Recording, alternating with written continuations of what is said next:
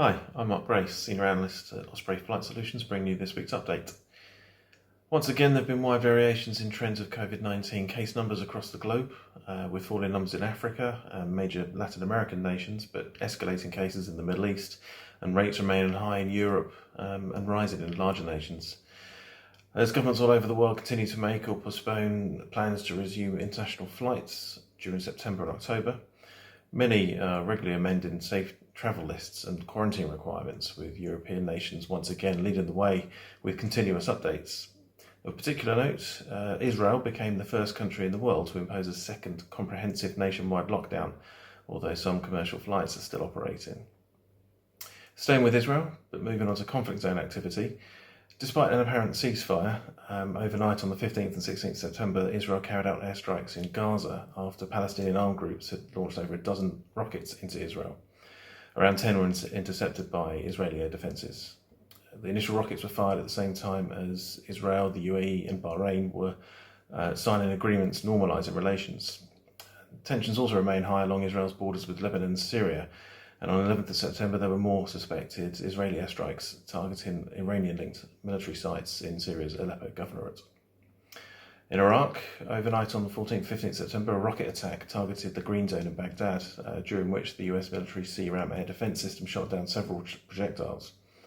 Later on the 15th, two separate IED attacks targeted British and US vehicles on Airport Street, which links Baghdad Airport with the Green Zone. And then on the 16th September, there was another rocket attack against the Green Zone. These attacks, which are likely carried out by Iranian-backed militias, highlight different aspects of the risks in the air and on the ground of conducting flight operations to Baghdad and Iraq more widely.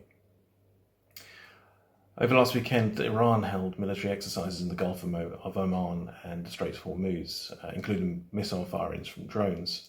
As we've seen before in Iran, there were no active NOTAMs in place covering the area, altitude or time of the exercises. During a similar exercise in May, an Iranian frigate reportedly hit another Iranian vessel with a cruise missile. This kind of negligence highlights concerns over Iranian military command and control and training in this tense region, particularly after the accidental shoot-down of a Ukrainian airliner in January, shortly after it took off from Tehran.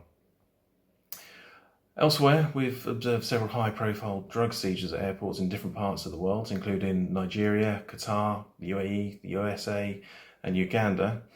The majority have been in cargo and courier shipments, although some involve passengers. We've previously noted the increased reliance on cargo for narcotics traffickers during the COVID-19 pandemic, as supply chains have been disrupted. The general increase in flights and passengers is likely to bring more such seizures globally, and we will continue to reflect this in our alerts. That's it till next week. Please register for LinkedIn updates and our free platform Osprey Open.